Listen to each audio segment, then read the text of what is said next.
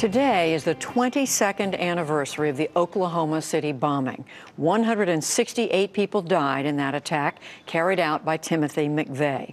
McVeigh sympathized with armed right-wing militia groups. These groups are still active, gaining members online and honing their combat skills in training camps.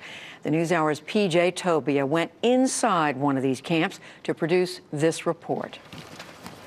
This is the Kill House. Move. Part of a training ground for a right-wing militia in the American South. This is for conducting military operations in urban terrain. We want to practice and rehearse moving up to these structures, covering each other, taking cover and concealment everywhere we can find it. 2 shots, 2 kills. These men and women call themselves the Georgia Security Force. BA. Clear my rifle. Our common goal is to provide for security for ourselves, our friends, and our families, and the other people in our states, if and when the need should arise. Their leader, Chris Hill, a.k.a. Blood Agent, says the need could arise at any time. I think what the government gives, the government can take away. If they're providing the security for us, they can take it away. Going to have fun, get a lot of good training in. They're part of the 3% Militia, one of the nation's largest armed right-wing groups. They believe only 3% of colonial Americans fought the Revolutionary War, yet were able to overthrow British rule. Salute. Historians say the number of male colonists who fought in the conflict, closer to 25%.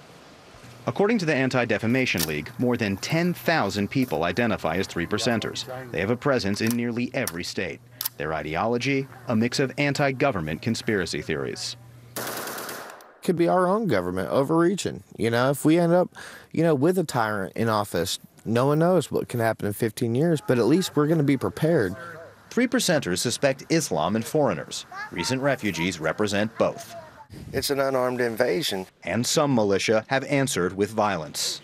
Recently, militia members have allegedly participated in high-profile felonies, from plots to bomb federal buildings, attacks on immigrant communities, and murders. Yeah, they pose a big threat to public safety. J.J. McNabb is an expert on these groups. She travels the country leading training seminars for law enforcement on militia and other right-wing extremists. She says the groups have committed or planned hundreds of violent attacks. They range from plots to kill cops. For example, blow up a police headquarters. There's a lot of resisting arrests. They don't believe that cops have any authority over them. 2 at a time, 2 at a time. There are more than 500 militia groups in the U.S., more than double the number in 2008, according to the Anti-Defamation League. Most of them are right-wing and anti-government. In addition to the 3% militia, there's the Oath Keepers, formed in 2009. They're primarily current and former law enforcement and military personnel. Oath Keepers showed up in Ferguson, Missouri during the protests in the summer of 2015. They said they were there to help keep the peace and protect reporters working for the conspiracy-fueled website InfoWars.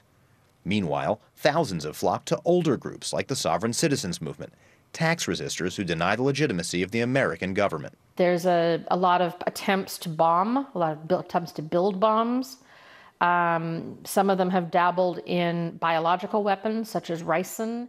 The Georgia 3%ers say they are strictly a defensive force.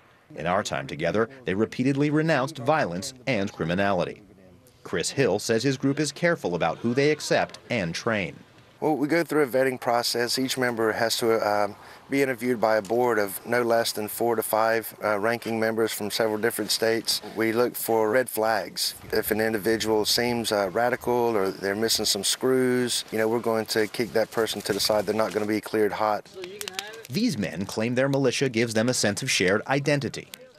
We've basically built it as a family. I don't have a lot of family, so it's family that I don't have, a lot of like-minded people, but yet we also stand for the same cause. I'm seeing a conflict in morals and values in the country that, that make me question, is this really happening? Crybabies are going to, demand transgender bathrooms. At the end of the day, your rights end where mine begin. Don't push your belief on me. Especially if those beliefs are Islamic. Any terrorist organization cannot be trusted, and unfortunately, a lot of them, are stemming off from the Muslim religion, from Islam. In the last year, the FBI has disrupted major planned attacks against Muslims by men affiliated with militias. The FBI is the lead agency in these kinds of investigations. Militias have long been active in the U.S., but they've been recently energized by two key events. Last year's occupation of the Malheur Wildlife Refuge in Oregon by anti-government activist Eamon Bundy, and the 2014 standoff in Nevada, where Bundy's father, backed by militiamen, squared off with federal officials over grazing rights on public lands. Chris Hill was one of those militiamen at Bundy Ranch. I was pissed off. I was angered seeing peaceful people being pushed around, and this bureaucratic agency is training their weapons down on a family because maybe they owe taxes because their cows eat corn. For the Georgia 3%ers, Donald Trump's election sends a signal. With the Trump victory, that gives me a little bit of hope where I had none, that we can turn the tide against these communist, Marxist, socialist ideas of governing. J.J. McNabb says Trump's presidency also changes the target of militias' rage. They can no longer focus on President Obama or candidate Clinton. I don't have a good feeling about where this is going. What happens right now when Trump paints targets on people? When he paints targets on the press, he went off about a state senator who did something a sheriff didn't like in Texas. Well, let's take him down. He says he's joking, but this movement doesn't have a sense of humor. Despite the FBI's recent arrests, McNabb says federal law enforcement isn't doing enough. They've done almost nothing to monitor and counter this movement. It started in 2009, right after Obama took office. In that year, DHS released a memo to law enforcement detailing the threat posed by right-wing extremists. But because it had a line saying that veterans returning home from war were at risk of being approached by this movement, Homeland Security disavowed it, and they terminated the division that tracked this movement. The man who led that division of DHS is Darrell Johnson. There was basically a political firestorm that erupted. And you lost your job? Pretty much. Johnson says he was forced to resign and now runs a consulting business with government contracts. What kind of capabilities for monitoring these groups does the DHS have now? Yeah, so since I left in 2010, Homeland Security had one analyst that was looking at these problems, these domestic terrorist issues. And eventually that lone single analyst left. And so today they had no one looking at this threat. In response to NewsHour's questions about militia groups, a Department of Homeland Security spokesperson said that since 2009, they have improved their analysis of domestic terrorism and continue to work with the FBI to investigate these groups. The spokesperson denied that Johnson was forced out of the agency, adding that Johnson's 2009 report was withdrawn because of incomplete sourcing and poor analytic tradecraft.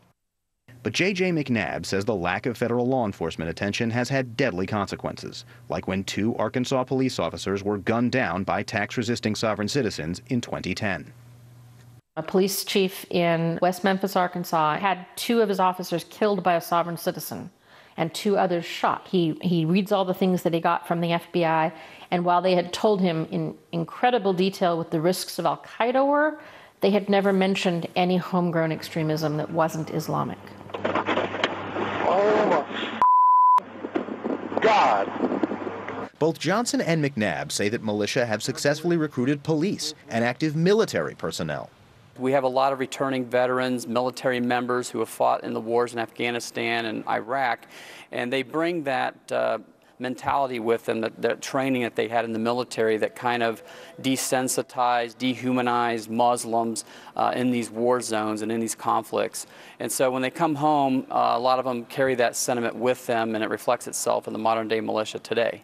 With law enforcement, that's particularly problematic because if, for example, an agency wants to investigate someone they suspect of building a bomb, will one of their members, one of the police officers who's part of that group, tip off the criminal? There's a recent leak that came out of an FBI manual that talked about how there were white supremacists, for example, in certain police departments, but the FBI couldn't tell the police departments that it was a problem because they were worried that that would tip off the white supremacists they were investigating.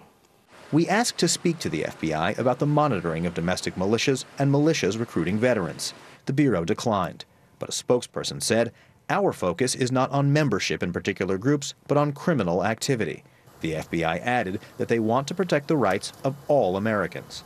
Members of the Georgia Security Force claim that they too are committed to protecting those rights by any means necessary. For the PBS NewsHour, I'm PJ Tobia in Monroe County, Georgia.